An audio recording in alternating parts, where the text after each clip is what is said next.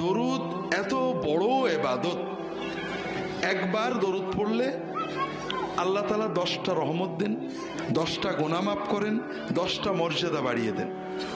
আল্লাহর ফেরেশতারা দোয়া করে, আল্লাহর রাসূল সাল্লাল্লাহু আলাইহি ওয়াসাল্লামের কাছে দরুদ পৌঁছে দেওয়া হয়, পৌঁছানোর সময় আমার নাম আমার বাবার নাম বলা হয়। এরপরে নবীজি সাল্লাল্লাহু আলাইহি ওয়াসাল্লাম নিজে দোয়া করেন, সালাম দিলে সালামের জবাব দিয়ে দেন। যে বেশি বেশি দরুদ পড়বে আল্লাহ তাআলা তার আরো কিছু মর্যাদা দেবেন। 1 নম্বর, তার দুনিয়ার টেনশন, মনের কষ্ট দূর করে দেবেন। 2 নম্বর, তার দোয়া কবুল করবেন।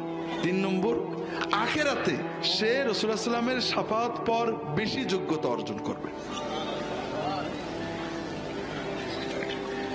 তাহলে আমরা দরুদ পড়লাম, একবারই পড়ি। এখন কথা হলো কোন দরুদ পড়ব, ঠিক না? এটাও তো মুসলমানদের ঝগড়ার একটা বড় বিষয়। মুসলমানরা নামাজ রোজা নিয়ে ঝগড়া করে না, হালাল খাওয়া নিয়েও ঝগড়া করে না, কারণ এগুলো আল্লাহ কোরআনে বেশি বলেছেন। আর যেগুলো আল্লাহ কোরআনে বলেননি, রাসূলুল্লাহ সাল্লাল্লাহু আলাইহি ওয়াসাল্লাম মোটে বলেননি, এইগুলো নিয়ে ঝগড়া করে। দরুদ আল্লাহর ইবাদত, ঠিক না ভাই? তবে এটা আল্লাহর কাছে চাওয়া। আপনি যদি না পারেন এমনি বলেন আল্লাহুম্মা সাল্লি আলা মুহাম্মাদ, এটাও দরুদ। আল্লাহুম্মা সাল্লি আলা মুহাম্মাদিন ওয়া আলিহি ওয়া সাল্লিম, এটাও দরুদ এবং সালাম। তবে রাসূলুল্লাহ সাল্লাল্লাহু আলাইহি ওয়াসাল্লাম যেটা শিখিয়েছেন সেটা উত্তম। রাসূলুল্লাহ সাল্লাল্লাহু আলাইহি ওয়াসাল্লাম যেটা শিখিয়েছেন, আপনি যদি আল্লাহর কাছে নবীর, তার হাবিবের ভাষায় দরুদ পড়েন, দোয়া করেন, আল্লাহ বেশি খুশি হবে না? তাড়াতাড়ি কবুল হবে না? হ্যাঁ, এই জন্য রাসূলুল্লাহ সাল্লাল্লাহু আলাইহি ওয়াসাল্লাম আমাদেরকে দরুদ ইব্রাহিমী শিখিয়েছেন, নামাজে আমরা যেটা পড়ি। এছাড়াও ছোট ছোট দরুদ আছে, আমার রাহে বিলায়াতে অনেকগুলো দরুদের সুন্নত দরুদ আছে, পড়তে পারেন।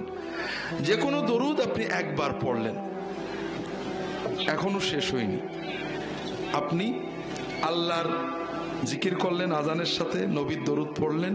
রাসূলুল্লাহ সাল্লাল্লাহু আলাইহি ওয়াসাল্লাম বলছেন, সুম্মা সাল্লু আলাইয়া, তোমরা আমার উপরে আজানের পরে দরুদ পড়বে।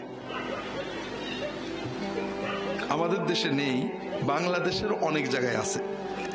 আজানের আগে দরুদ পড়ে, আবার আপত্তি করলে ঝগড়া করে, নবীর দরুদ পড়ো, তোমার কি? নবীজি বললেন আজানের আগে পড়তে না পরে পড়তে? পরে পড়তে। ভালো কাজ নবীজির নিয়মের বাইরে করলে কি ভালো থাকে? আপনি নামাজ শুরু করেন না, বিসমিল্লাহ বলা ভালো কাজ না খারাপ কাজ?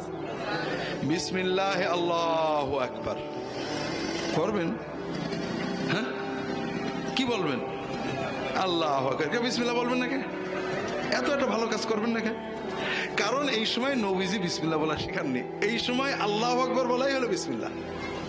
কথা বোঝেননি? আবার যখন আমরা কুরবানি করবো, জবাই করবো, তখন কি বলবো? বিসমিল্লাহ আল্লাহু আকবার, এটা ঠিক আছে, ওই সময় নবীজি বিসমিল্লাহ আল্লাহু আকবার বলেছেন। কথা বোঝেননি? কাজেই ভালো কাজ, আপনি নামাজ পড়বেন, আউযু বিল্লাহি মিনাশ শাইতানির রাজিম, বিসমিল্লাহির রহমানির রহিম, আল্লাহু আকবার বলবেন নাকি?